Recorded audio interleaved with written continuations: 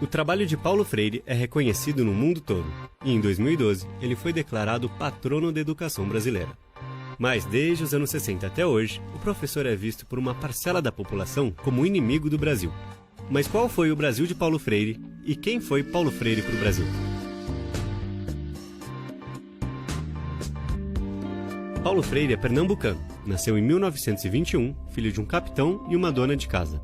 Freire, que era o caçula, foi o único dos irmãos que pôde se dedicar aos estudos. Se formou em Direito, mas trabalhou mesmo como professor. Ele deu aula em faculdades e fez trabalhos pastorais por mais de 10 anos na região de Recife, por meio da Ação Católica. Em 1947, foi trabalhar na Divisão de Educação e Cultura do recém-criado SESI, o Serviço Social da Indústria. Foi nesse trabalho que Freire entendeu que o processo educativo era mais eficiente em diálogo com os alunos e suas famílias. Por isso, queria democratizar as escolas da instituição. Nos anos 50, o Brasil passava por uma modernização acelerada, com uma rápida industrialização e uma nova experiência de democracia de massas.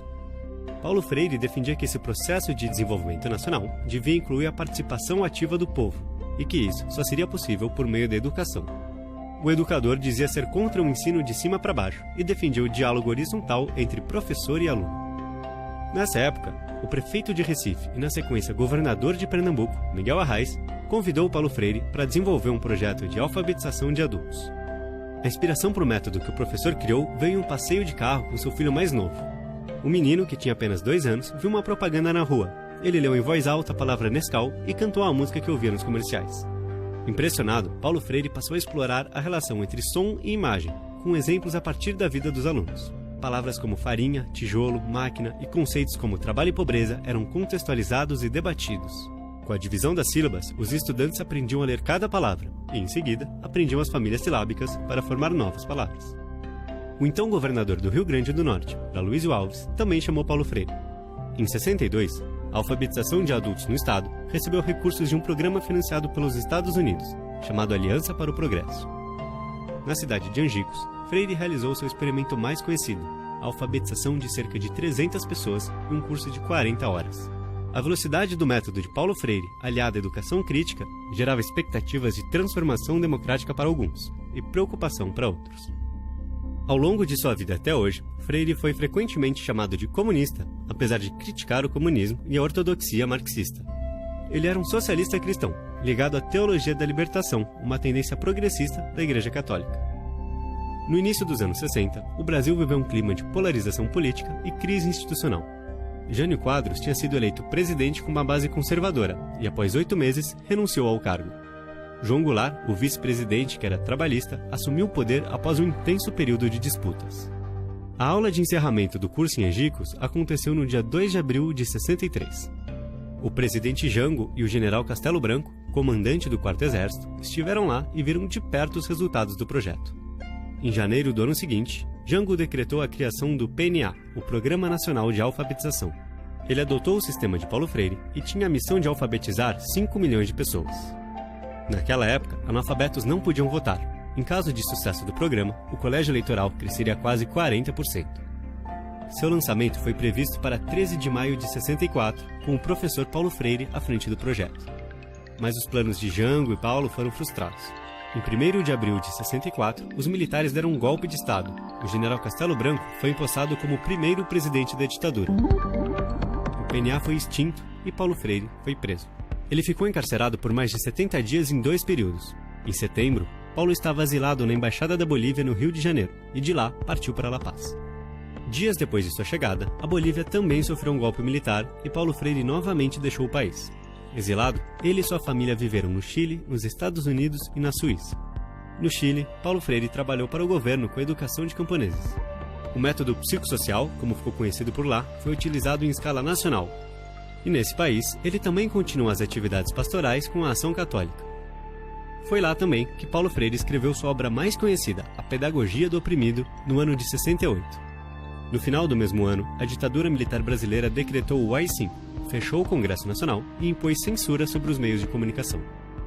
No Chile, a polarização política aumentava. Paulo Freire se antecipou ao golpe militar, que viria em 73. Já em 69, se mudou para os Estados Unidos, onde foi dar aulas em Harvard. Em 70, Pedagogia do Oprimido foi publicado em inglês e espanhol. A obra só chegou ao Brasil 4 anos depois.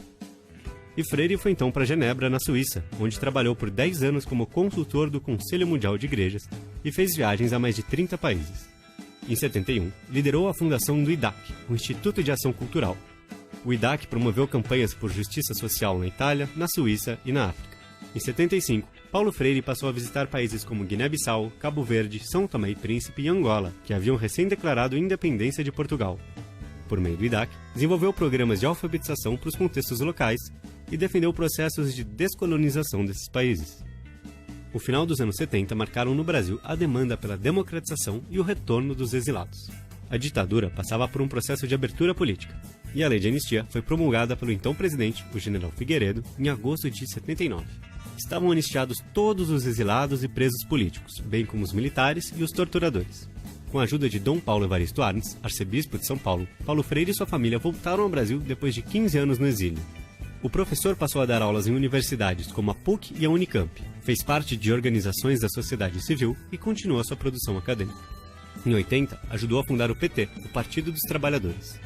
4 anos depois, as marchas pelas diretas já tomaram as ruas do país, mas a eleição ainda foi indireta. Tancredo Neves foi escolhido presidente e morreu antes da posse. Em 85, José Sarney assumiu o poder e estava acabada a ditadura militar. O ano de 86 foi um dos mais difíceis na vida da família Freire. Morreu Elza, esposa de Paulo. Ela foi fundamental na carreira do professor. Era pedagoga e esteve ao lado dele desde o período do SESI lá em Pernambuco. A história de Paulo Freire é também a história de Paulo e Elza. Em 88, foi promulgada a Constituição Federal. Nesse ano, políticos de esquerda foram eleitos em diversas capitais pelo Brasil. Em São Paulo, a petista Luísa Erundina venceu e chamou Freire para ser secretário da Educação. Paulo Freire continua em atividade até o dia 2 de maio de 97, quando morreu em decorrência de um ataque cardíaco. Ele publicou dezenas de livros em vida, e sua obra póstuma é responsabilidade de sua segunda esposa, Nita, com quem se casou em 88. Paulo Freire recebeu o título de doutor honoris causa em 48 universidades pelo mundo inteiro, e foi declarado patrono da educação brasileira em 2012. Em 2018, Jair Bolsonaro foi eleito presidente, embalado por uma onda de extrema-direita no Brasil. A obra de Paulo Freire passou a ser um dos principais alvos desse movimento. Pedagogia do Oprimido foi traduzido em mais de 20 idiomas. Era a terceira obra mais citada no mundo na área de humanas, segundo o estudo da London School of Economics de 2016. E até hoje, Paulo Freire é considerado por especialistas um dos principais educadores da humanidade.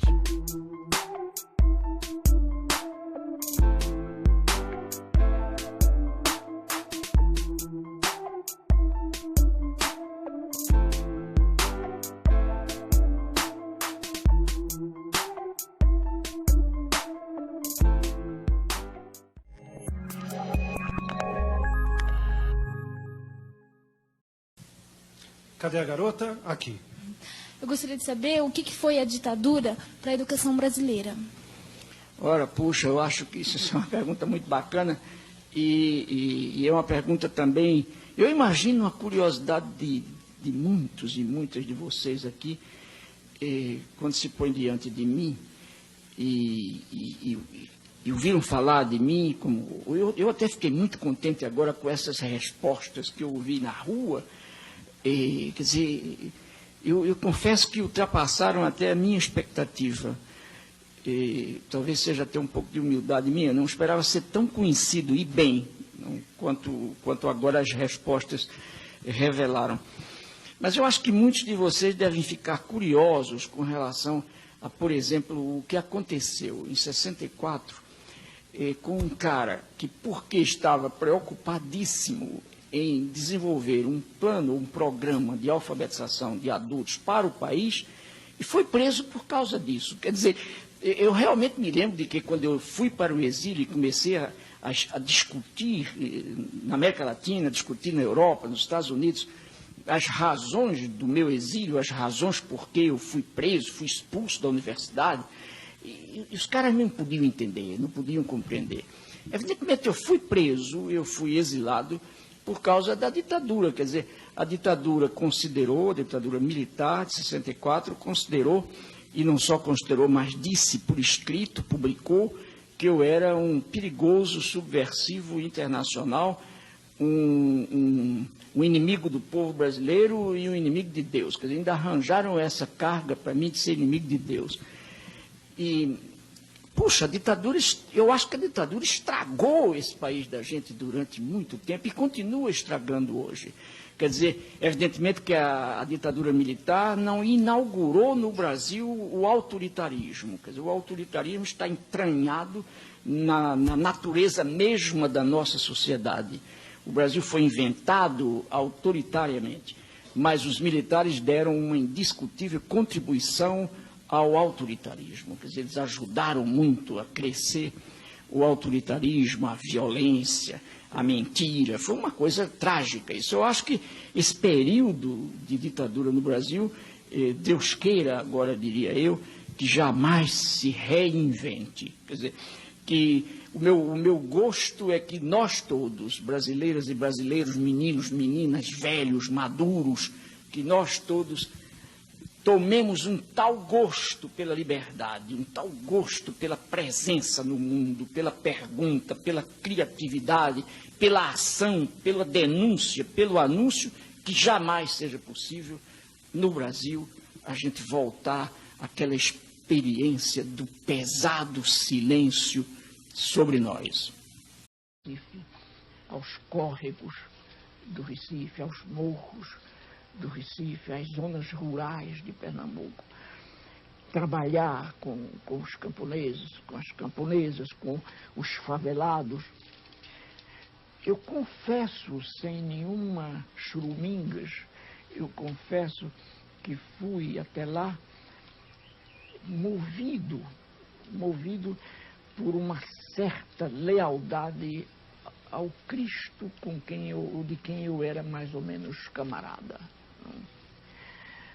Mas o que acontece é que quando eu chego lá, a realidade dura do favelado, a realidade dura do camponês, a negação do seu ser como gente,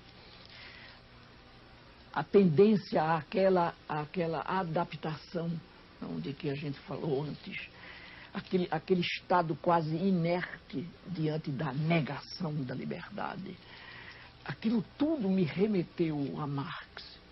Eu sempre digo, não foram os camponeses que disseram a mim: Paulo, tu já leste Marx? Não, de jeito nenhum, eles não liam nem jornal.